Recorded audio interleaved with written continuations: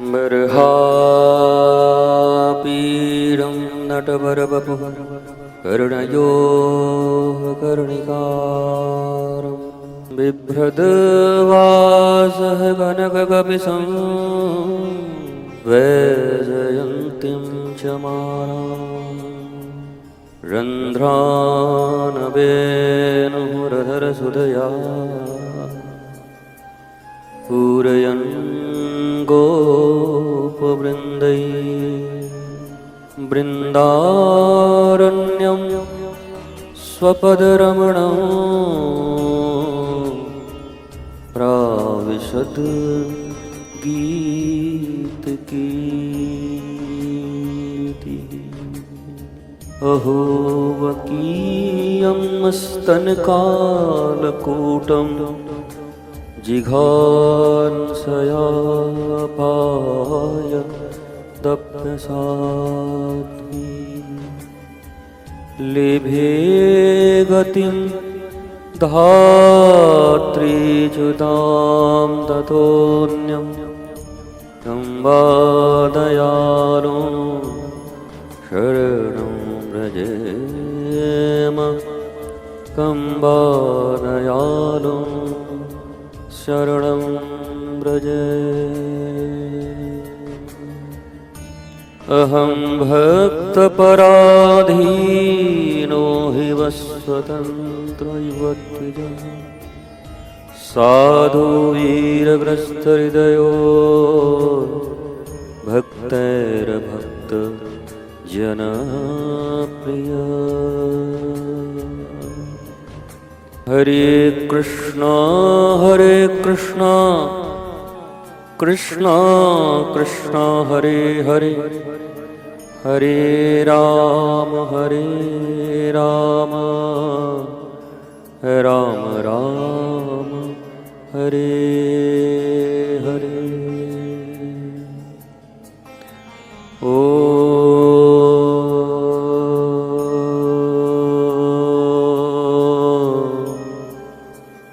नमो भगवते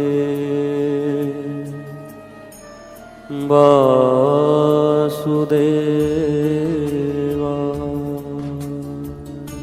ॐ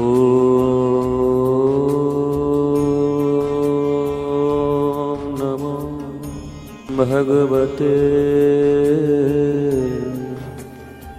वासुदेवाय।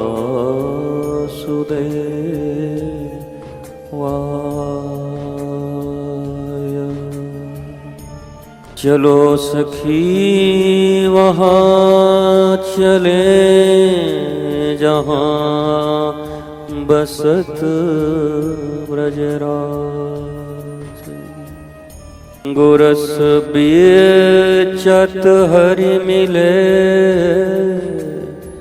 एक पंथ दुई काज।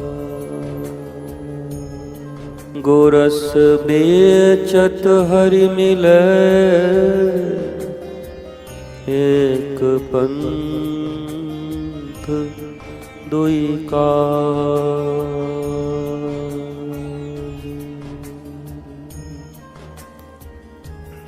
श्रीधाम वृंदावन रसिकों की आनंद स्थली, रस स्थली, जहाँ नित्य नवीन नटनागर भगवान श्री कृष्ण और रासेश्वरी श्री राधा का अपने परिकर सखी किंकरी मंजरी इनके साथ रास विलास का नित्य नवीन क्रीड़ा स्थल है। वृंदावन में सदा बसंत रहती है, सम आनंद है, रस है, व्रत हैं, त्योहार हैं और अलबेली सरकार है, राधे अलबेली सरकार। और यहाँ रहने वाले प्रत्येक साधक के जीवन में भी यही रस है। यहाँ रह के और अगर जीवन ठीक नहीं है तो साधना की दिशा कुछ विभ्रांत है, ऐसा विचार करना चाहिए। रोग जब पकड़ में आता है तब उसका इलाज संभव है, पर कई बार ऐसा होता है कि अज्ञात रोग और धीरे धीरे शरीर घुलता जाता है, तकलीफें बढ़ती जाती हैं और बाद में पता चले ये तो असाध्य रोग था। या ऐसा भी हो सकता है कि बहुत छोटा था पर समय से पता नहीं चला। ऐसे ही प्रत्येक साधक को वृंदावन के रस को अपने भीतर पीने के लिए, जीने के लिए अपनी जांच बहुत जरूरी है और जांच 6 बिंदुओं पे ही होती है। जो मानवीय वृत्ति ईश्वर ने आपको देकर भेजी है, काम, क्रोध, मद, मोह, लोभ, मात्सर्य, इन 6 की जांच सदा चलनी चाहिए कि ये कृष्णमुखी हैं या तृष्णामुखी हैं। अगर तृष्णाओं की तरफ इनकी गति है तो अशांति आपके जीवन का पति है, और कृष्ण के तरफ अगर आपकी रति है तो फिर आनंद ही आपका पति है। पति शब्द से लोग सीधा सीधा पति पत्नी का संबंध समझ लेते हैं। भारत में शब्दों के अर्थों का मूल्य खोता जाता है। पति कहते ही अच्छा ये पति हैं, तो रघुपति, तो क्या रघु के पति हैं भगवान? रघु पत्नी है उनकी। यदुपति, क्या यदु के पति हैं, वर हैं, हस्बैंड हैं? तो पति शब्द का अर्थ होता है स्वामी, मालिक। जो मेरे मालिक हैं, जो मेरे पति हैं, जो मेरे स्वामी हैं। हमारे साथ हैं रघुनाथ, तो हमें किस बात की चिंता। अपने वृत्तियों के अनुरूप सब लगे हुए हैं। भगवान का सब पर आशीर्वाद बरस ही रहा है। कोई होम्योपैथ की बॉटल से, कोई बिना पेंदी के लोटे से, कोई विराट ड्रम में, सब ले रहे हैं। जिनकी जैसी, जिसका जितना है आंचल यहाँ पे, उसको उतनी ही सौगात मिलेगी। सभी ले रहे हैं और सभी को साधुवाद की अपनी अपनी पात्रता के अनुसार भगवत रसास्वादन सब कर रहे हैं। करिए। तो पति का अर्थ होता है स्वामी, जिनके चरणों में हमने अपनी सारी वृत्ति सौंप दी है। अस अभिमान जाई जनि भोरी, मैं सेवक रघुपति पति मोरे। यहाँ तो रघुपति में फिर एक और पति लगा दिया। केवल रघुपति नहीं, वो रघुपति मेरे पति। रघु के पति हैं तो रघु समझें, उनका पर्सनल मामला है। पर सुतीक्षण जी महाराज कह रहे हैं कि वो रघुपति मेरे भी पति, रघुपति पति मोरे। अर्थात स्वामी सोच समझ कर चुनना।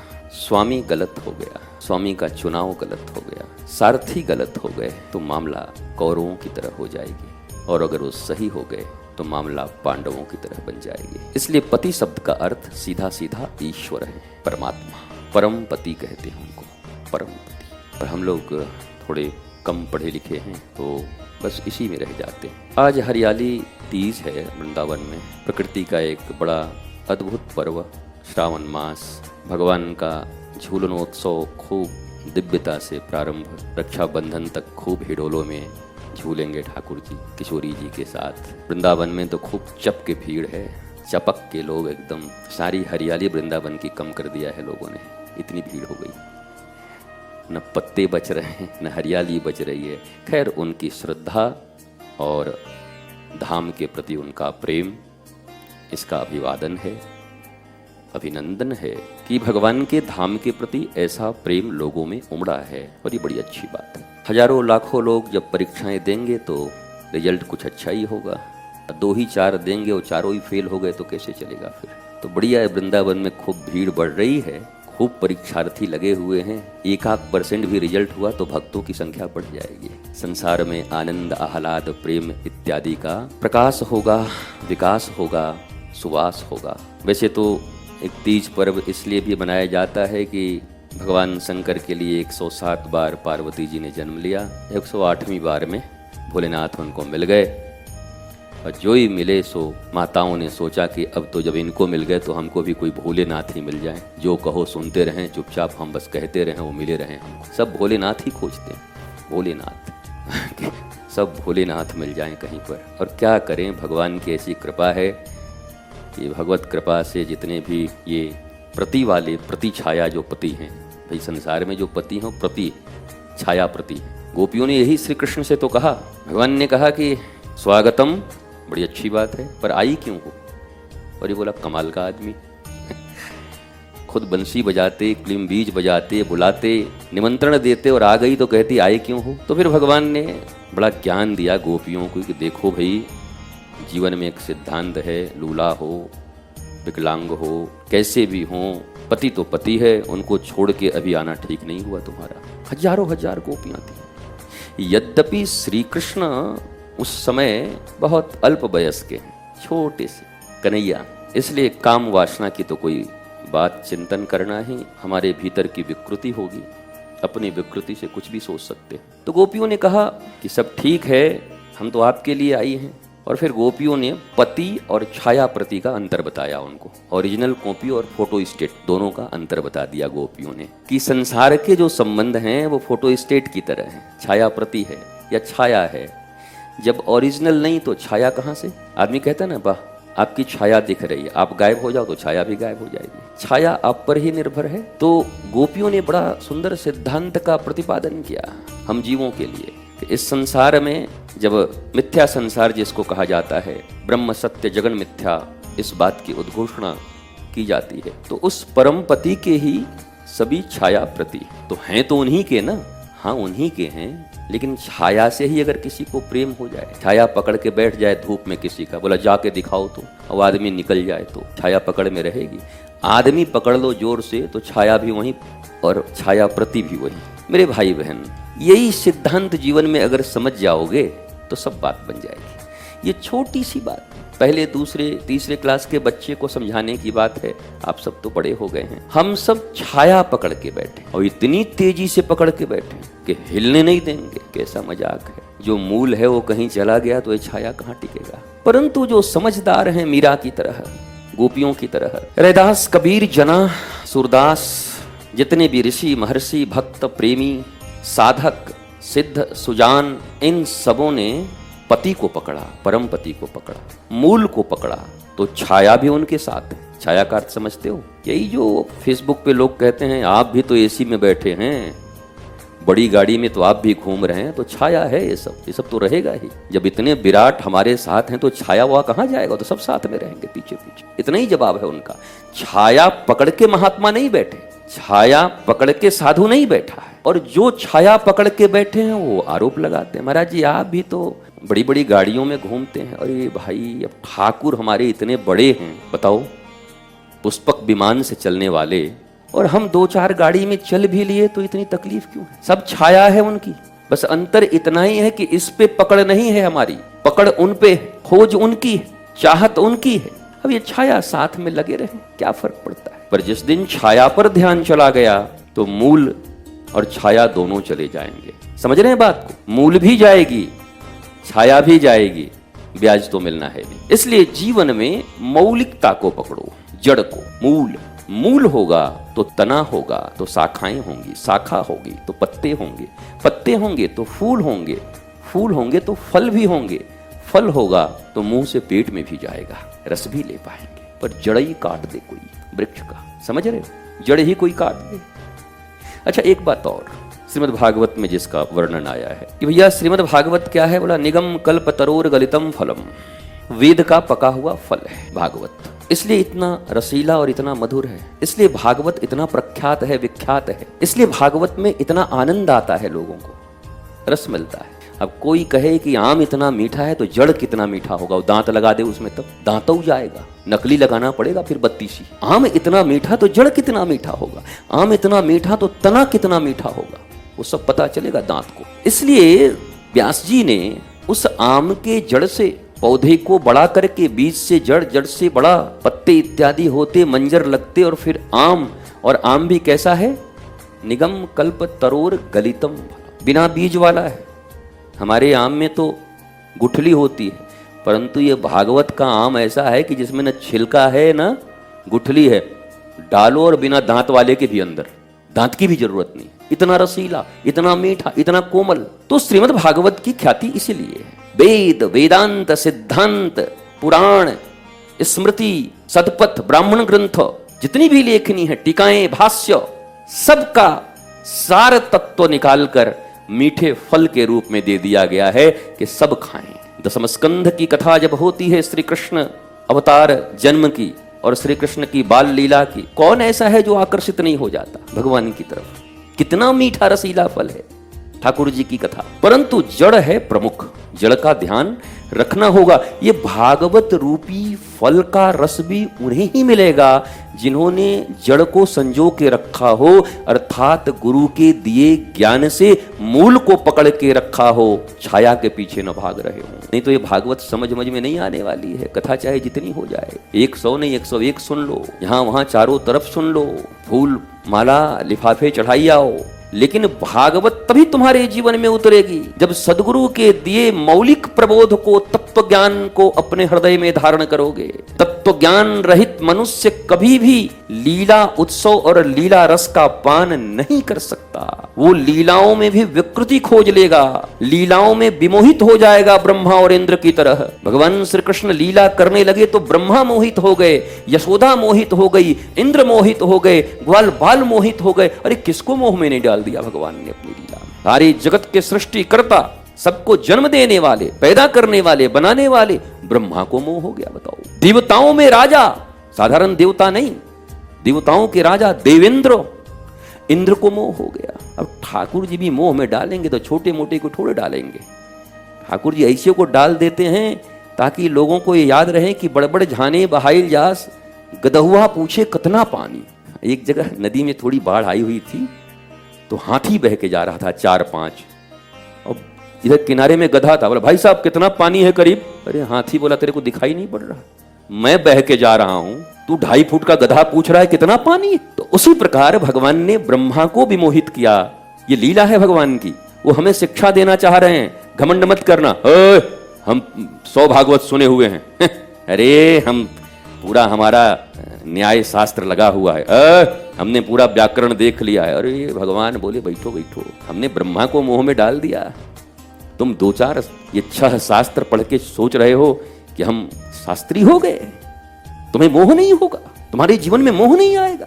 जीवन में अगर गुरु का दिया तत्व ज्ञान न हो तो जैमिनी जैसे ऋषि को भी व्यास जी ने वेदों का विभाजन किया।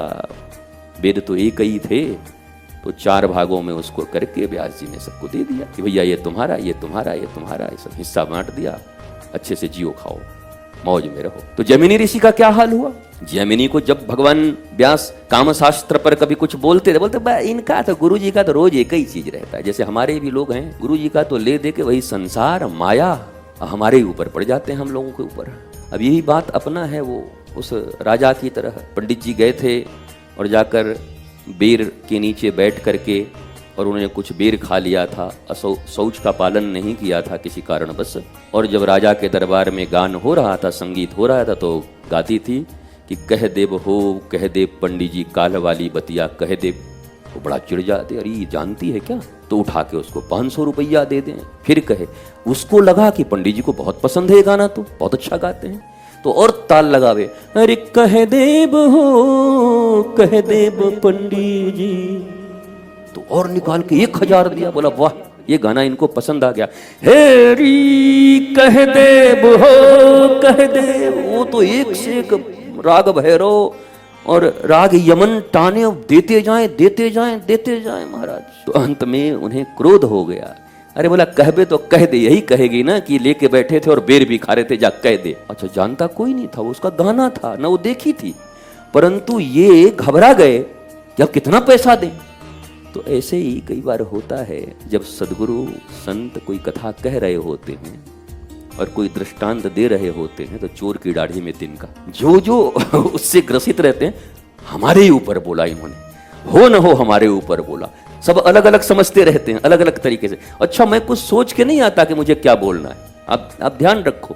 नहीं तो आज पूरा हरियाली तीज थी, उसी की पूरी तैयारी करके हम आते, पूरा हरियाली तीज का अप एंड डाउन कर देते। पर हम आए, हमें जो विषय अच्छा लगा उस विषय को लेकर के बैठ गए। उसमें कुछ दृष्टांत आएंगे जो आपके जीवन में काम आएंगे, परंतु अब ये कथा हम करने लगे और करते करते अब जिसका जो हुआ है वो समझेगा ये हम ही पर बोल रहा है। हर बार हम ही को टारगेट करते हैं, कथा उठा नहीं करते, ये इनका बस लक्ष्य मैं ही रहता हूं। ऐसा कुछ नहीं है, बल्कि जब कोई चीज मेल हो जाए उससे, तो इसका जो निष्कर्ष निकले वैसे बन जाओ। अच्छा देखो, आज ऐसी घटना हुई मेरे जीवन में और आज ही गुरुजी की ये कथा आ गई, इसका मतलब जीवन में इसका समाधान, इसका निराकरण ये है, ये लाभ हो जाएगा।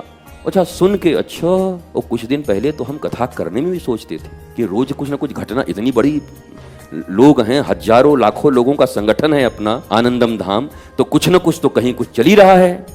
हम बोले क्या, जो बोले उसी में 2-4 हजार आदमी का मिल जा रहा है, वो 2-4 बस हमारे ऊपर बोल रहे हैं। ठीक है तो हम बता देंगे। अब हम कह ले हम तो कुछ बोले ही नहीं, हम तो साधारण तरीके से आकर जगत में जो चीजें चल रही हैं, भगवत कथा में जो समाहित है उसको कह रहे हैं। तो आप सब कृपा करेंगे, किसी से कोई मिल मिला जाए तो ऐसा न समझेंगे कि आप ही के लिए बोला जा रहा है। आपके काम आ जाए तो आप उसको रख लेंगे, और ना आए तो फिर बड़ी बढ़िया बात है, आगे सुनते रहिए, कोई ना कोई चैप्टर काम में आएगा। मेरे प्यारे, जीवन में तत्व ज्ञान गुरु से मिल जाए तो भगवान की लीलाओं का बड़ा आनंद आता है। ये भी लीला है, सब ये सब जो देख रहे हो ना, लीला विस्तार है।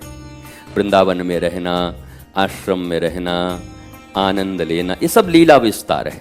अच्छा देखो, लीला करने वाले बड़े आनंद से लीला करते हैं, जो लीला करते हैं, और सीरियस हो गया तो उसका लीला खराब हो जाता है। कोई इतना सीरियस है पहले से ही और उसको लीला मिल जाए, जैसे मधुमंगल की लीला मिले किसी को, और मधुमंगल का आज ही जो है घर में लड़ाई झगड़ा हुआ है और 10,000 का धोखा हो गया, कोई कर दिया, उससे हंसी वाली लीला होगी ही नहीं।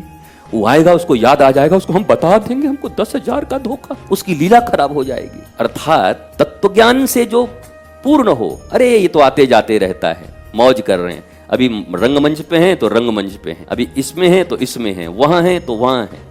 एक ही हीरो बॉलीवुड में देखते होगे एक साथ 10-10 पिक्चर बनाता है। ये सब जितने सुपरस्टार लोग हैं, इनकी 10-10 शूटिंग चलती है, सुबह एक, फिर एक, फिर एक में पुलिस इंस्पेक्टर, एक में स्मगलर, एक में नेता, एक में जनता, एक में बाप, एक में बेटा, एक में नायक, एक में खलनायक, एक में दुकानदार, एक में ग्राहक, वो बना है, एक में कुली और एक में सेठ जी बन करके, खूब मालिक बन करके कुली से बोझ उठवाने वाले। इतने इनके पिक्चर चलते रहते, शूटिंग होती रहती है, पर सब में जाकर के एप्रोप्रिएट अभिनय करते हैं। क्यों? उनको याद है न हम इंस्पेक्टर हैं, न स्मगलर हैं, न हम कुली हैं, न हम सेठ जी हैं। हम कौन है? बोला हम अमिताभ बच्चन हैं, बढ़िया माल कमा के बैठे हुए, ठीक ठाक अपने घर में सब कुछ व्यवस्था है, कोई चिंता हमारी नहीं है। उसको ये याद रहता है, तो जगह जगह जाकर के अपने रोल को वो निभा देता है। हम लोग कैसे हैं, एक कई रोल में इतना उलझ गए हैं, इतना उलझ गए हैं कि लगता है वही हम हैं। जिसकी जो नौकरी है वो वही नौकर हो गया है, बाकी जिंदगी भूल गया है। कितने लोगों को तो मैंने देखा है, वहां बड़ा बाबू हैं ऑफिस में, घरों में बड़ा बाबू बने रहते हैं आकर के। ये ऐसे नहीं चलेगा, एक टेबल पे सोई पत्नी पकड़ते हैं, यहाँ बड़ा बाबू नहीं है, समझ गए? नहीं हम भूल गए थे, यहाँ बड़ा, हाँ चलिए, यहाँ बाल बच्चे परिवार को देखिए, बड़ा बाबू बने हुए, यहाँ बनिए, यहाँ ये बड़ा बाबू है, छोटा बाबू है, 2 बाबू पहले से आपने जन्म दिया हुआ है, इन बाबू को देखिए, होंगे वहां पर बड़े बाबू आप। तो वो बड़ा बाबू वहां है, यहाँ बड़ा बाबू नहीं बन सकते आप। यहाँ आपका अलग रोल है, जब रिक्शे पे बैठ के आ रहे हैं अलग रोल है, मित्रों के बीच बैठ रहे हैं अलग रोल है, जहां भी बैठ रहे हैं अलग रोल है, सभी रोलों को निर्वाह करना हो। आज हमें याद आ गया एक बड़ी प्यारी बात, हमारे शरीर के पिताजी शतरंज खेलते हैं, शतरंज में बड़े माहिर थे, और वो भी खेलते, उनके मित्र थे वो भी खेलते हैं। अच्छा, वो खेलने जाते और हमारी जो पिताजी के मित्र के जो पत्नी थी, अब हमारी चाची जी, काकी जी, आंटी उस समय चलता नहीं था हम लोगों के टाइम में, अंटा आंटी सब नहीं चलता था, अंकल, अंटा, आंटी, घंटा, ये सब नहीं चलता था उस समय में। सीधा काका जी, चाचा जी, ऐसे चलता था। बड़ी आत्मीयता थी, वो आत्मीयता 30 सालों में बदल गई भारत की। जब हम बच्चे थे तो हमारे जब दादाजी लोग कुछ कहते तो हम बोलते बस चले गए, भूतपूर्व हो गए। वो लोग पुरानी बात कहते थे, हमारे जमाने में ऐसे होता था। कि कौन जमाना था इनका भाई? आज हम बोलते हैं तो हमको भी हंसी आती है कि छोटे बच्चे ही समझते होंगे कि इनका तो वही पुराना जमाना, जबकि हम पुराने अपने आप को मानते नहीं। हमको लगता है कल ही घटना घटी हुई। ये 30-40 साल पहले का भारत, भारत का गांव, भारत के लोग, भारत की सभ्यता, आत्मीयता, मोहल्ला, गांव, अपनापन, ये सब देखकर कैसा आज देख के लगता है हे भगवान कहां पहुंच गए, ऐसा लगता है मुझे। क्या वही जगह पर है? क्या वही भारत है? क्या वही इतना बदलाव है 30 से 40 साल में? मेरे प्यारे बच्चों, जो तुम लोग आज जन्म लिए हो नहीं समझ पाओगे इस रस को। जैसे हमारे दादाजी जब कहते थे बेटा तू उस रस को नहीं समझ सकता, हम कह रहे रहने दीजिए अपना रस, यही रस ठीक। जैसे आप लोग हमको कह रहे थे अरे हमारा ही रस ठीक है, ये वो अद्भुत रस था, अद्भुत मिलन थी। तो उनकी पत्नी जो थी, अब वो पता नहीं सुन रहे होंगे तो बोलेंगे हे भगवान इनको अभी तक याद है, महात्मा बन गए तब भी इनको यही सब याद है। आप क्षमा करिएगा अगर आप पक्का सुन रहे होंगे, मुझे पक्का पता है सुनते भी हैं, क्योंकि उनका जो एक ही बेटा था हमारे पिताजी के मित्र का, वो भी हमारा ही मित्र था, वो तो पक्का सुनता है, मुझे पक्का पता है। तो बबलू अगर सुन रहे होगे तो चिंता मत करना। चाची जी क्या करती कि वो शतरंज जब जम जाता, वो भी बैठी रहती थी, क्रोधित बहुत रहती थी कि स्कूल से आए ये लोग पढ़ा करके और फिर यहाँ इनका शतरंज 3 घंटा जमाओ। तो जब एकदम जम जाता था कि अब तलवार निकल गए हैं, अब राजा कैद सोई ऊपर से लोटा लेके पानी सहित लोटा उस पर फेंक देती थी, सारा गोटी बिखर गया, इन लोगों का ताज बिखर जाता था। हे भगवान, ओहो, गेम जीतने ही वाले थे। और उसके बाद वो जो उनको क्रोध होता था थोड़ा बहुत पिताजी को, तो घर आकर के फिर हम लोगों के ऊपर, हम के बस चाची जी पे नहीं निकाल पाए, अब यहाँ आए हो निकालने के लिए। तो जिस हम लोग पता करते रहते थे, वो बबलू भी हमारा मित्र था, तो जब ये घटना हो जाती तो दौड़ के हाफ पैंट संभालते हुए आता, और हमारा नाम बाबू था। बाबू बाबू, हम कहा क्या हुआ? बोला आज फिर घटना हो गई, संभल के रहिएगा। हम तू भाग, हम यहाँ संभलते। हम दोनों सूचना भी कर देते एक दूसरे कि आज कुछ न कुछ तो होगा घर में, क्योंकि इनका गेम बिगड़ गया। तो वो क्रोध आकर के वो यहाँ पर दिखाते थे, और आज आप सब देखो यही हो रहा है। हम सबों का ऑफिस का क्रोध घर में, घर का क्रोध ऑफिस में, दुकानदार का क्रोध बच्चे पर, बच्चे का क्रोध रिक्शे वाले पर, रिक्शे वाले का क्रोध टमटम वाले पर, पता नहीं कहाँ कहाँ निकाल रहे। अच्छा, मंदिर गए, पंडा जी से कुछ बकबक हो गया तो रिक्शे वाले पे जमजमाए। यहाँ के रिक्शे वाले सब ऐसे, रिक्शे वाले से हो गया तो पंडा जी पे जाके कुछ बोल दिए, वहां से हो गए तो जाकर के वो जहां कचौड़ी खा रहे हैं उसको कुछ बोली आए। हर जगह क्रोध दे रहे हैं, क्रोध दे रहे हैं, क्रोध दे रहे हैं। भैया हमारे समय में एक दो घटना छोड़ दो ये शतरंज वाला, तो हर कोई एक दूसरे को बोध देता था। अब केवल लोग क्रोध बांट रहे हैं एक दूसरे को, एक्सचेंज ऑफ क्रोध, सब एक दूसरे को क्रोध दे रहे हैं। अपना क्रोध उसके भीतर उलट दिया, वो उसके भीतर उलट दिया, वो उसके भीतर उलट दिया, वो उसके भीतर उलट दिया। अरे हम देवाधिदेव महादेव की संतान हैं, उन्होंने कालकूट विष पी के अपने गले में रख लिया, मान सहित विष खाई के शंभु भये जगदीश, और तुम दो चार बातों को अपने पेट में नहीं रख पाते, उगल देते हो। जिन बातों से नुकसान होना हो, जिन बातों से झगड़े होने हो, जिन बातों से अशांति होनी हो, जिन बातों से लोगों के बीच क्लेश पैदा होने वाला हो, तुम भगवान शंकर की श्रावण में पूजा भी करते हो, जल भी चढ़ाते हो, बेलपत्र भी देते हो, पता नहीं क्या क्या प्रसाद चढ़ाते हो, रुद्राभिषेक करते हो, पर भगवान शंकर का एक गुण आज तक नहीं सीख पाए कि चाहे जहर कितना भी हो अपने भीतर रख लेना। जहर बांटने का नहीं, बांटने का अमृत है। हम अमृत बांटने के लिए अमृत के पुत्र हैं, इस पृथ्वी पर हम आए हैं सबको अमृत संचरण करने के लिए, ये हमारा धर्म है।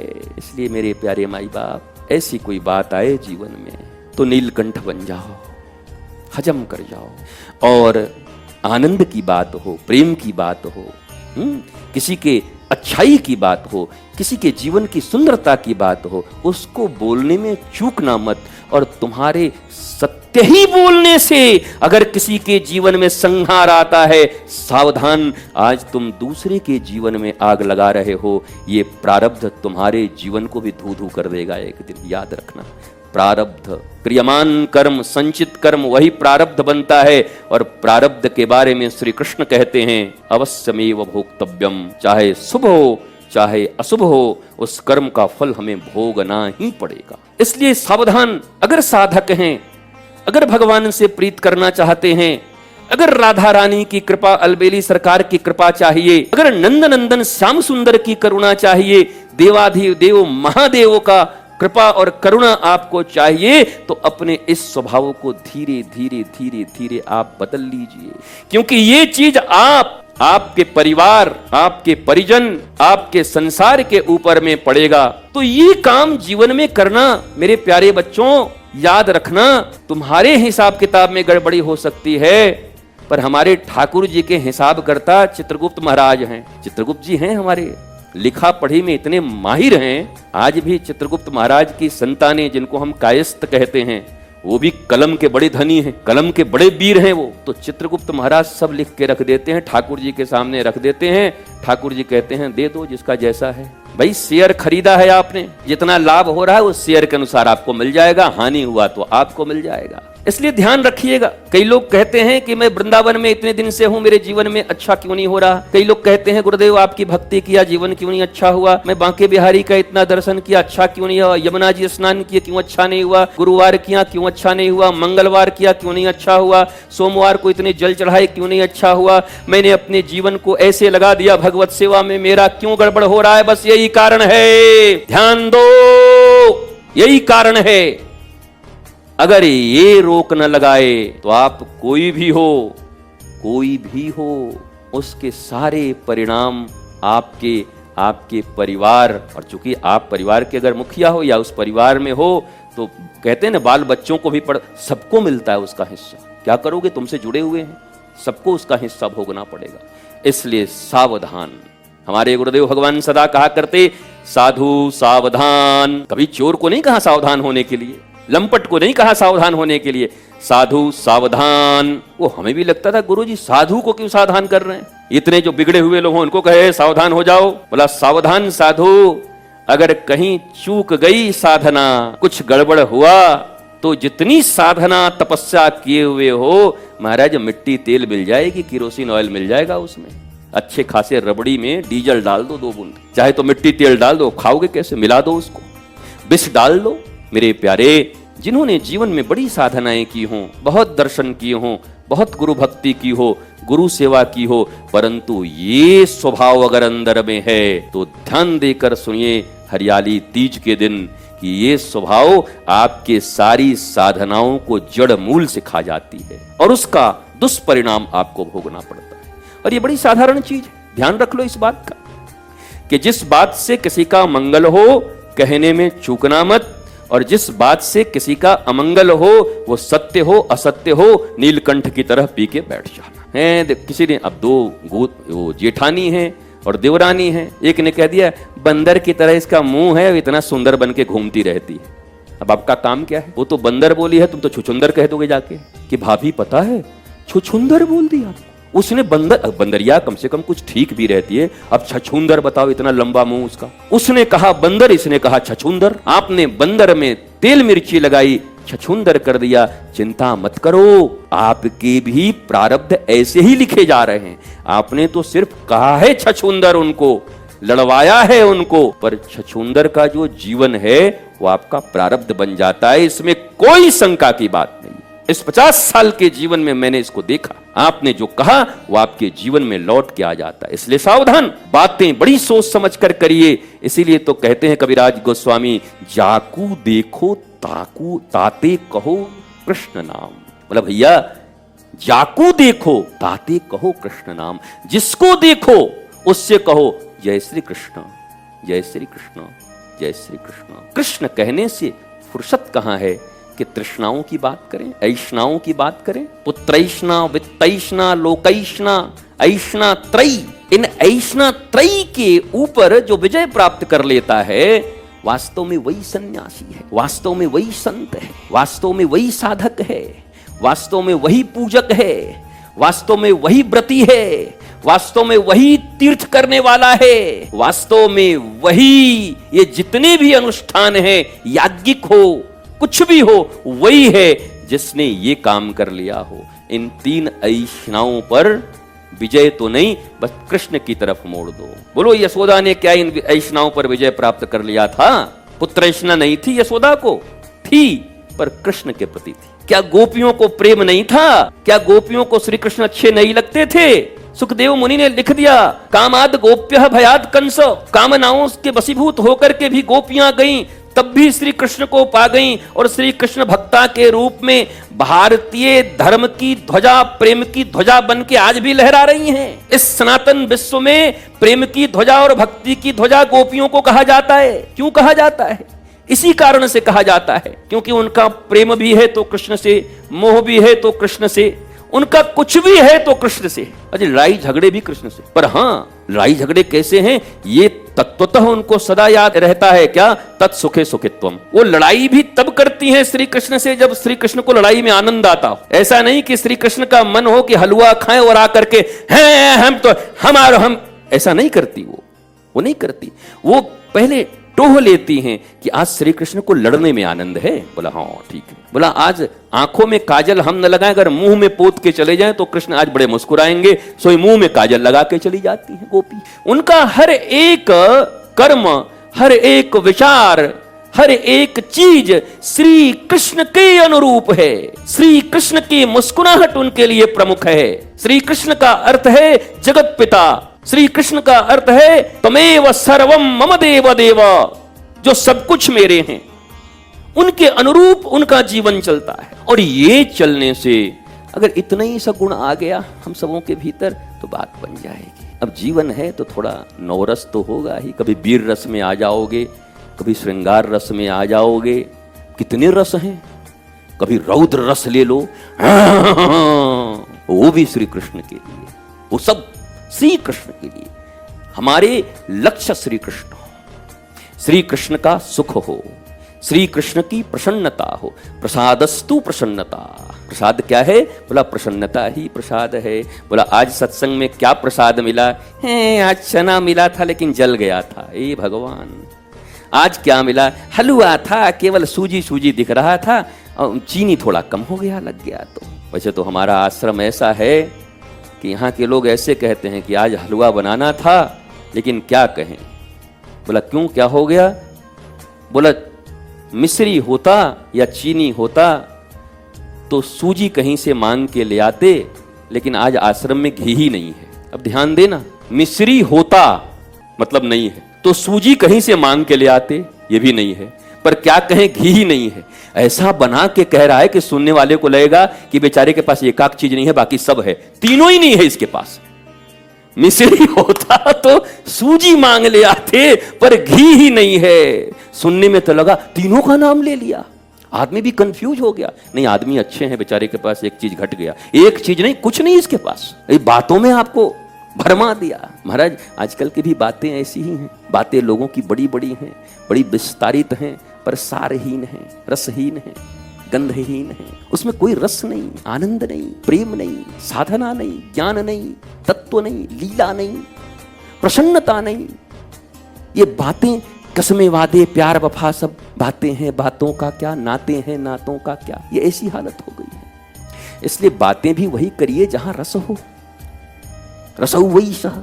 कहीं नीम के पेड़ के नीचे, आंवला के पेड़ के नीचे दो चार लोग बैठे हैं तो पहुंच जाइए और पूछिए क्या रस बरस रहा है, तो पता चलेगा एसिड बरस रहा है, हाइड्रोक्लोरिक अम्ल, HCl।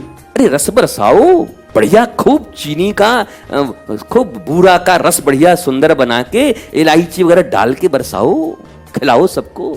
एसिड बरसाए जा रहे हैं, अपना भी मुंह झुलस रहा है, दूसरों का भी झुलसा रहे हैं। महाराज ऐसा मत करो। देखो मेरे प्यारों, धाम का सेवन बड़ा समझ के करना।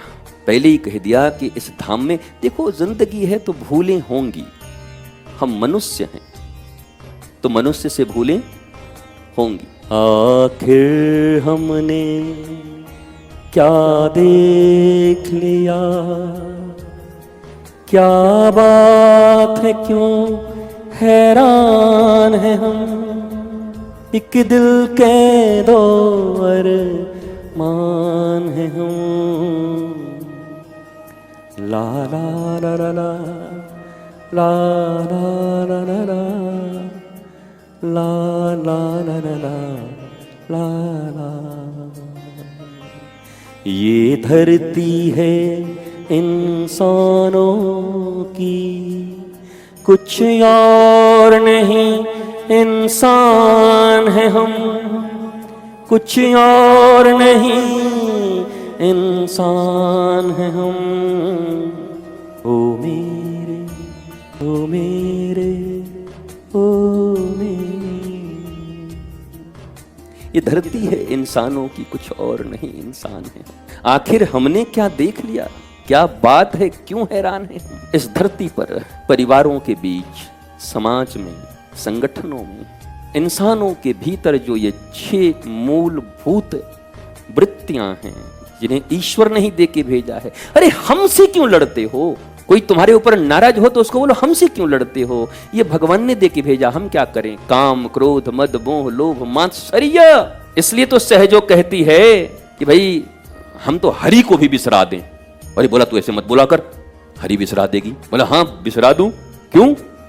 अरे बोला जन्म तो दिया मनुष्य में, फिर बोला ये 6 चीज लगा दिए पीछे, काम, क्रोध, मद, मोह, लोभ, मात्सर्य। जिंदगी हराम हो गई मेरी, जिंदगी में तकलीफ ही तकलीफ है। तो बोला फिर, बोला इसीलिए मैंने हरि को भूल तो भूल जाऊं। भूलना नहीं है, हरि को प्रेम करती हैं, वो कृष्ण को प्रेम करती हैं, कृष्ण की आराधना करती हैं, पर वो तुलना कर रही हैं कि कभी ऐसा अवसर आ गया, कभी ऐसा अवसर आ गया, हरि और गुरु सामने आ गए और चुनाव ही करना पड़ गया, तो हम तो सीधे गुरु के पास भागेंगे। बोला भाई ऐसा क्यों करोगी सहजो? और केवल सहजो इस बात को नहीं कह रही, भगवान शंकर भी कह रहे हैं सहजो सहजो कह के। अरे सहजो ने गलत बोल दिया होगा, एक सहजो के कहने से क्या पूरी भारतीय आध्यात्म संहिता बदल जाएगी? नहीं साहब, देवाधिदेव महादेव अनादि पुरुष वो भी कह रहे हैं। भगवान शंकर गुरु गीता में क्या कह रहे हैं, पढ़ लो। उसी को बाद में कबीर जी ने कह दिया, हरि रूठे गुरु ठौर है, गुरु रूठे नहीं कोई और। कि हरि रूठ जाए, भगवान शंकर कहते हैं शिव अगर रूठ जाए तो चिंता मत करना। अरे पार्वती ने कहा कैसे नहीं करेंगे, शिव रूठ जाएंगे? बोले शिव रूठ जाए तो चिंता मत करना, गुरु तुम्हारे पास हैं। तो पार्वती बोले ठीक है, और गुरु जी रूठ गए, बोला फिर कोई उपाय तुम्हारे पास नहीं। ऐसा नहीं कह दिया कि हरि रूठे तो गुरु ठौर हैं और गुरु रूठे तो हरि ठौर हैं। घर में हुई खटपट तो चल बाबा के मठ, और बाबा के मठ में पड़ी एक लठ तो पहुंच गए फिर झटपट। ऐसा नहीं कहा। सावन मास है, जिन भगवान भोलेनाथ के ऊपर खूब चढ़ा रहे हो जल, दुग्ध, रुद्राभिषेक, वो कह रहे पार्वती से, पार्वती जी ये सिद्धांत सुन लो। क्या बोला, हरि रूठे शिव रूठे तो गुरु ठौर हैं। अच्छा बड़ी अच्छी बात, तो हम समझ गए आगे का। पार्वती जी ने कहा, बोला क्या समझी? बोला गुरु रूठे तो शिव जी ठौर हैं। बोला गड़बड़, गलत है पार्वती जी, सही सुन लीजिए। हरि रूठे तो गुरु ठौर है, पर गुरु रूठे नहीं कोई और। अब भोलेनाथ भोलेनाथ रटने वाले, बम बम करने वाले लोग, हर हर महादेव, अब बेल पत्र पे बेल पत्र खाली कर दे रहे हैं, उनकी आवाज नहीं सुनाई पड़ती, उनकी बातें तुम्हारे कानों में, तुम्हारे बोध में, तुम्हारे प्रबोध में नहीं जाती। कृष्ण को मानते हैं पर गीता नहीं मानते, शिव को मानते हैं पर गुरु गीता नहीं मानते, राम को मानते हैं पर योग वासिष्ठ नहीं मानते। ऐसा कैसे हो सकता है? How is it possible? उनको मानना मतलब उनके ज्ञान को, उनकी शिक्षा को मानना, उनकी एक एक चीजों को मानना। ये रूप बदलकर, रूप रंग बनाकर भगवान शंकर की पूजा करने वाले तो हम सब बहुत मिल जाएंगे, पर कौन है जो भगवान शंकर के इस बात को खरा खरा मानता हो? 99.99 लोग फेल हो जाएंगे, 9%, कहीं से 0.01% निकल के आएंगे सामने। और फिर क्या कहेंगे, 5 सोमवार से हम जल चढ़ाए, हमारा कुछ नहीं हुआ, इतना हम दूध चढ़ा दिए, कुछ नहीं हुआ। हे भगवान, हमने इतना व्रत उपवास किया, मेरा कुछ नहीं हुआ। अरे कुछ अमंगल नहीं हुआ, ये कम हुआ। भगवान भोलेनाथ छोड़ दिए अभी तक ही कम बात है। उत्सव मनाइए कि छोड़ दिए, नहीं भस्मासुर की तरह खुश हो जाइए कि बाप रे बाप, मेरी इतनी गलतियों के बाद भी शिव जी छोड़ दिए मेरे को। इसी के लिए कमरा बंद करके नाचो 1-2 बार कि बाबा रे, हम बच गए, हम बच गए। इसके लिए खुश नहीं होते। चले विलाप करने लोगों के बीच, क्रंदन करने लोगों के बीच, कहने चले लोगों के बीच, अरे बंद करो कमरा और रो, बंद करो कक्षा, रो कि मेरे इतने अपराध, समस्त सिद्धांतों का उल्लंघन करने के बाद भी हे हरि, हे हरिहर, हे हरे, आपने मुझे अभी तक जीवित छोड़ रखा है। ये कम बात है, बोलो ये कम है? इस पर ध्यान नहीं देते। आध्यात्म सहज भी है और इससे कठिन भी कुछ नहीं है। अब मन में आता है तो महाराज जी क्या करें, मुहुआ से निकल ही जाता है। अभी तो कहा कि भगवान शंकर क्षमा भी कर सकते हैं, कब? जब उस विष को अंदर तक रख लिए तब मन में आ गया कोई बात नहीं, अंदर ही रखो। और फिर अगर कहीं कहना हो तो एक ही जगह है, बिहरत आवत जब जुगल लाल, तब मन की व्यथा कथा सब कहिए।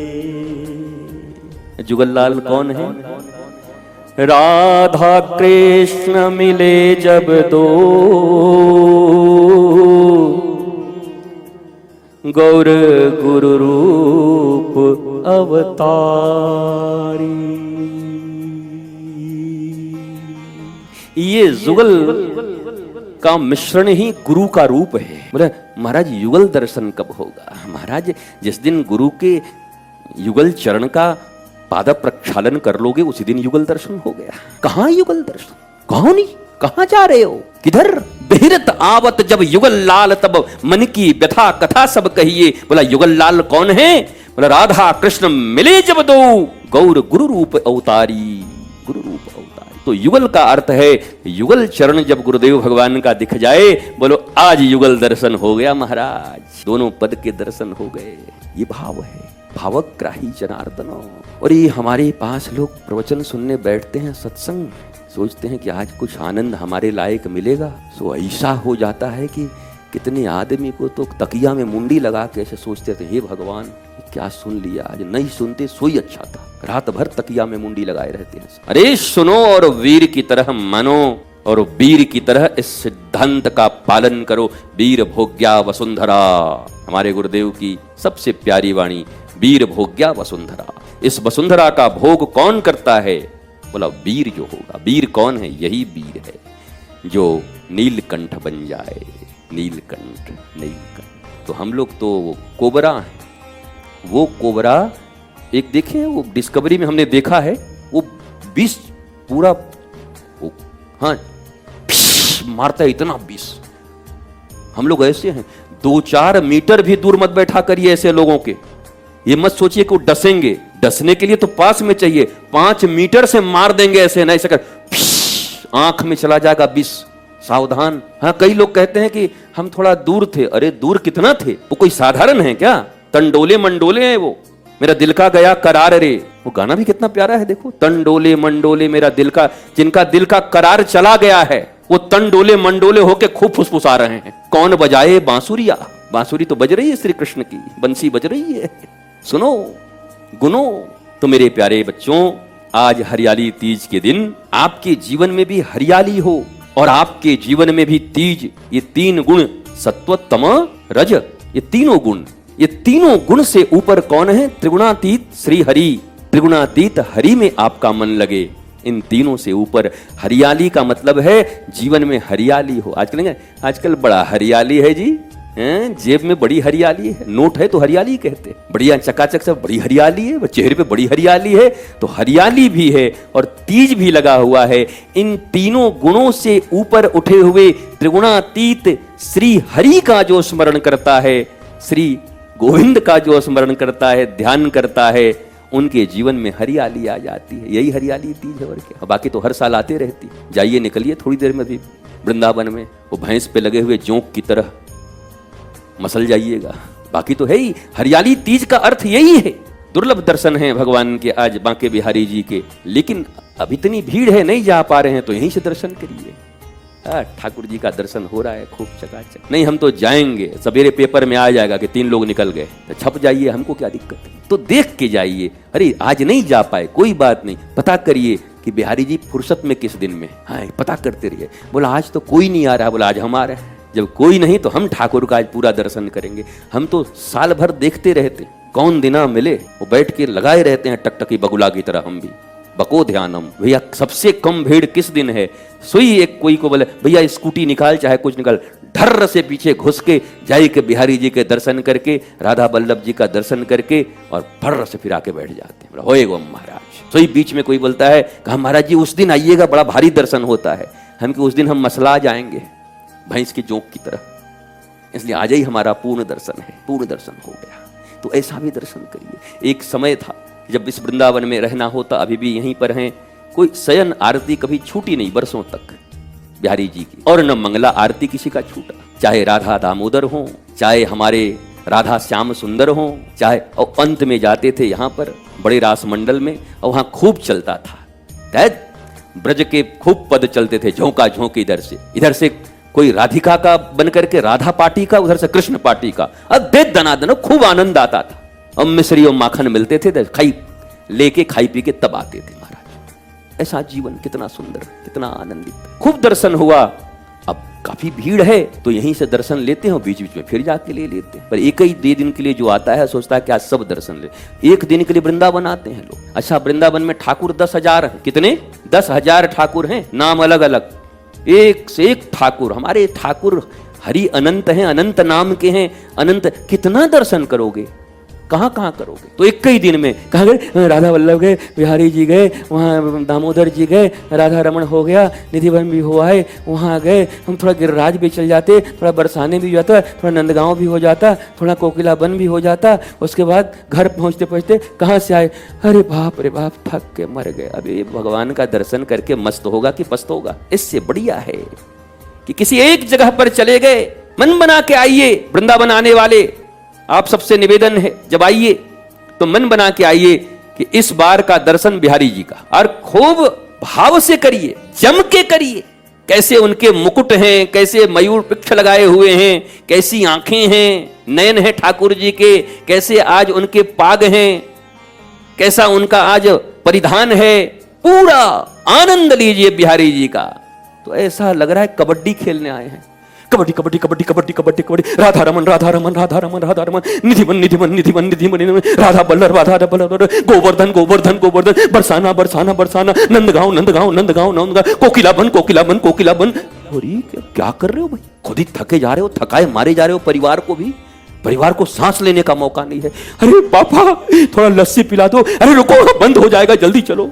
एक ही जगह खाइए पीजिए, आनंद से एक दर्शन लीजिए और ठाकुर जी कहिए, ठाकुर जी आज तो सब आप ही में दिख रहे हैं महाराज, सब जगह तो आप ही हो। अब अगली बार किसी और की इच्छा हो तो दिखा देना, ऐसे दर्शन करो। इस प्रकार से तन्मयता से दर्शन के भी विधान हैं, सिद्धांत हैं। ये कबड्डी खेलने से क्या ज्यादा प्रसन्न हो जाएंगे क्या? समझ ही नहीं आता। एक जगह खड़े हो गए, स्वामी श्री हरिदास जी के लाडले के पास खड़े हो जाओ, या हित हरिवंश जी के लाडले के पास खड़े हो जाओ, या जे हमारे राधा रमन श्रीमन गोपाल भट्ट जी के लाडले के सामने खड़े हो जाओ। जिनके सामने खड़ा युगल किशोर ठाकुर युगल किशोर हैं, श्री हरिराम व्यास जी के लाडले के सामने खड़े हो जाओ। भैया जहां खड़ा होना है खड़े हो जाओ। वृंदावन चंद्रमा, लाला बाबू मंदिर, वहां जाके खड़े हो जाओ। लाला ठाकुर के पास कितने मंदिर, कितने ठाकुर, विविध विविध ठाकुर, पर बड़ी तन्मयता से जाओ, बड़ी अच्छाई से जाओ। आपको जानकर आश्चर्य होगा, जब मैं देवघर में रहता श्री वैद्यनाथ धाम में, तो 2 ही बार दर्शन हुआ। पर एक बार में सिर्फ उनका दर्शन हुआ, बोले अब यहाँ चलिए यहाँ चलिए, यहाँ पार्वती जी का मैंने पूर्ण नहीं होता। फिर यहाँ गणेश जी, बोला एक बार में इनका, अगली बार में अगले का। दूसरी बार गए तब उन लोगों का दर्शन करके आए। बोले महाराज आपका तो खंडन हो गया, हमका हमारा महिमा मंडन हो गया महाराज, हमको पता है महाराज। आनंद आ गया फिर तो दर्शन का। खूब भर पेट भोलेनाथ को उस दिन पकड़ के खूब स्नान करा के, खूब अभिषेक करके पंडा जी को मिलाए थे, मिला करके खूब देर तक रहे। और नहीं गए वहां पर लोटा से सोटी खाए निकल गए। अब गए कि नहीं कहीं बैद्यनाथ, दही सोटा, ये लोटा लेके आ रहा है, पंडा जी सोटा दे रहे हैं। लोटा और सोटा का ऐसा मिलन होता है कि कई बार दम घोटा हो जाता है। लेकिन बड़ा सुंदर दर्शन है वहां भी, बड़ा दिव्य दर्शन है भोलेनाथ का। तो 12 साल करीब रहा मैं, दर्शन 2 बार, पर दिव्य दर्शन ठाकुर जी की, भोलेनाथ की। ऐसे ही यहां भी जब वो समय था, जब सहजता से दर्शन होता था, खूब दर्शन हुआ। अब ठाकुर जी ने कहा कि जिंदगी भर तुम ही करोगे, औरों को मौका दोगे? सब चंडीगढ़ से आ रहे हैं, लोग नहीं करेंगे, तुम ही रह के सब पी जाओगे हमको। तो हम वृंदावन वालों को ठाकुर जी ने कह दिया कि अब तुम लोग थोड़ा विश्राम करो, तुम लोग बहुत दर्शन कर लिए हो, अब बाहर वालों को नंबर दो। तो हम लोग भी पूरा दिए हुए हैं, पूरा करिए। जब तक पूरा भारत और दुनिया का ना हो जाए तब तक हम लोग अब करेंगे नहीं, फिर देखेंगे महाराज जब होगा तो किया जाएगा ठाकुर जी का दर्शन। तो ऐसी भावना हो। परंतु बात कैसी है, अरे रह तो बिहारी जी की शरण में है, कुल देवता हैं वृंदावन के, उनकी कृपा के बिना कौन यहाँ रह सकता है? किशोरी जी की कृपा के बिना कौन रह सकता है? राधा बल्लभ की कृपा के बिना कौन रह सकता है? राधा बल्लभ दर्शन दुर्लभ। हम लोग जब जाते हैं उस समय में तो राधा बल्लभ दर्शन दुर्लभ, हम बात जियो, आनंद आएगा सर महाराज। राधा बल्लभ का दर्शन दुर्लभ है। अब बताओ, इतना हम कर लिए, भगवान एक दिन बोला इधर सुन, दुर्लभ में इतनी बार कर लिया, अब किसी और को मौका दो। तो अब खूब दर्शन हो रहे हैं लोगों के। राधा रमन तो इतने छोटे हैं महाराज, इतने छोटे से ठाकुर जी, बड़े प्यारे पाग झाग सब पहन के आनंद करके, जैसे हमारे गोधुली बिहारी इतने छोटे से हैं।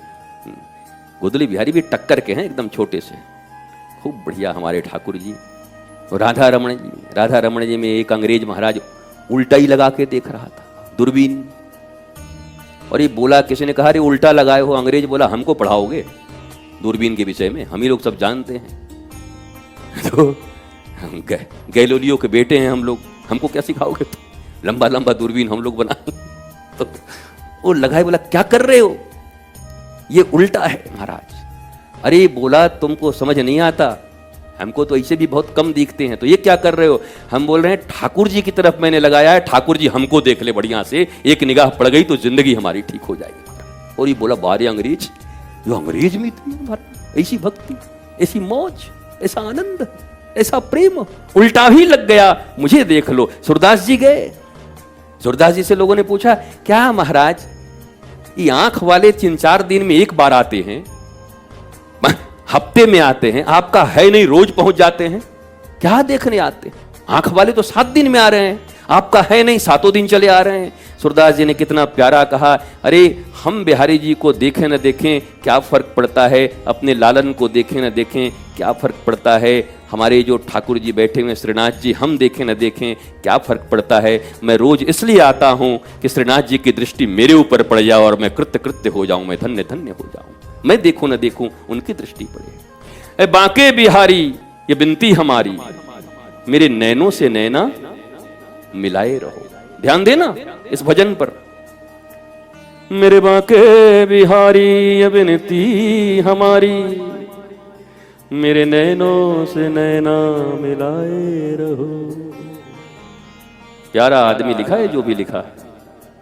ए बांके बिहारी, बोला हाँ हम नैना नहीं मिलाएंगे, तुम मिलाओ, मेरे नैनों से नैना मिलाए रहो। क्यों? बोला हम तो चंचल हैं, आए हैं तुम्हारे पास, अभी बगल में कोई करोड़पति आ जाएगा, कोई लाल बत्ती लगा के आ जाएगा तो हम उसको देखना, अरे नेताजी आए हैं, और तुम तो चारों तरफ विराजित हो, इसलिए मेरी निगाहें तो चंचल हैं, मेरी आंखें तो चंचल हैं, जगत में न जाने कितनी जगह जाएंगी, पर कण-कण में तुम विराजित हो। मैं जहां नजर घुमाऊं मेरे बांके बिहारी, तुम अपने नजर मुझसे मिला देना, ताकि तुम्हारे सिवा कोई और मुझे न दिखाई पड़े।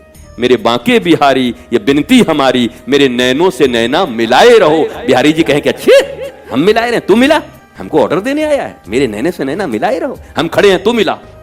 तो भक्त कह रहे नहीं प्रभु, हम मिलाएंगे तो भी इधर उधर चला जाएगा, ये आंख इतनी चंचल है, अरे बगल में बढ़िया मिठाई का गंध आ जाएगा तो उधर चला जाएगा। भाई साहब मालपुआ कहाँ का लिए, ले बिहारी जी गए तो कोई पहन करके आ गया ऐसा बढ़िया कपड़ा, बहन जी ये क्या राजस्थान का सूट है? अरे बिहारी जी इतना बढ़िया पहन के, तो देख उनका पाग तो देख। वो देख के बहन जी को देखने लगा, भाई जी को देखने लगा। तो इसलिए कहा है कि ए बिहारी जी मेरी निगाहें चंचल होंगी, ये टिकेंगे नहीं, पर हम जहां जहां जाएं प्रभु वहां वहां तुम मिला देना, फोकस दे देना, मैं ही हूं, मैं ही हूं। गोस्वामी जी के साथ यही हुआ, पत्नी के पास गए तो पत्नी में राम जी खड़े हो गए। बिल्वमंगल के साथ यही हुआ, चिंतामणि नामक वेश्या के पास गए, वेश्या में बिहारी जी खड़े हुए। महाराज अब बताओ श्रीमद् भागवत में किसकी कथा नहीं है? पिंगला नाम की वेश्या की भी कथा है। भागवत में तो सबके, चोर की, डकैत की, साधु की, सज्जन की, गुड़ चुराने वाले, चीनी चुराने वाले, निंदक, सारे प्रकार के पूरा कथा भरा पड़ा है, पर वो सब दिव्य हैं। वेश्या भी है तो पिंगला है जो दत्तात्रेय के चरणों में समा जाती है, वारंगना है। भागवत का कोई भी, और आज तो हमको मौज आ गया है, लगा भागवतन हो जाए महाराज, विश्राम करना है, हम भूल जा रहे हैं कि आधे घंटे वाले में वो जब बैठने लगते हैं तो याद आ जाकर हम भागवत कर रहे हैं। पता नहीं क्यों ऐसी फुरफुरी उठ जाती है भीतर से, अच्छा भागवत चल रहा है क्या? तो भागवत तो है नहीं। तो श्री कृष्ण को प्रणाम करते हुए, भगवान श्री श्याम सुंदर को प्रणाम करते हुए, हरियाली तीज के दिन, हे ठाकुर जी आज जितने लोग बाहर से आए हैं सबको थोड़ा बहुत दर्शन कैसे करके दे दीजिए, हम भीड़ नहीं बढ़ाएंगे, वो हमारे तो नैनों में बसे रहिए ठाकुर जी। और जिस दिन धीरे से अकेले हों, कोई ना कोई, आपके बिना तो कोई प्रेरणा देगा नहीं, कोई ना कोई प्रेरणा देने आ जाएगा, राजू द्विवेदी जी आ जाएंगे, महाराज जी आज बहुत खाली है, चलिए चलिए दर्शन करिए आए महाराज, दिव्य दर्शन करके चला जाएंगे, हो जाएगा दर्शन, इस प्रकार से मिल जाएगा। पर आज जो लोग बाहर से आए हैं उन लोगों का खूब दिव्य दर्शन हो, उनके दर्शन के हर्ष से और उल्लास से हमको बड़ा आनंद है। वाह, इतने लोग आज बिहारी जी के दर्शन पा रहे हैं। यद्यपि आज भी दर्शन सारी बनी हुई है सुविधाएं, बुलाया जा रहा है, हो जाएगा, वो हम कहें नहीं भाई एक आदमी कट जाएंगे हमारे कारण से, इतने दूर दूर से आए हैं, 1-2 आदमी कट जाएंगे हमारे VIP बनने में, इसलिए खूब मौज से दर्शन हो। और सबके आंखों में आत्मवत, अरे हम सब में हैं, सब हम में हैं, उनका दर्शन मेरा दर्शन। वो यहां सुनने नहीं आए हैं तब भी इसका फल उनको मिले, सबको सत्संग का। हम सत्संग कर रहे हैं, उनका फल उनको प्राप्त हो, वो दर्शन कर रहे हैं, उनका फल हमको प्राप्त हो जाए। लेन देन का दुनिया है महाराज, कुछ तो लेन देन चलेगा ना, वो हमको दें, हम उनको देते हैं। मस्त रहिए, स्वस्थ रहिए, व्यस्त रहिए, और श्री कृष्ण हमारे स्वास्थ्य हैं, आश्वस्त रहिए इस बात को लेकर। बोले ना आश्वस्त रहिए, भाई काहे सब होगा, सब होगा। श्री कृष्ण हमारे साथ हैं। स्वस्थ रहिए, नित्य निरंतर सत्संग करते रहिए, सत्संग की धारा सुनते रहिए। सत्संग की धारा बहती रहेगी तो राधा की कृपा सदा बनी रहेगी। जय जय श्री राधे, जय जय श्री राधे, जय जय श्री राधे। नमः पार्वती पतये, हर हर महादेव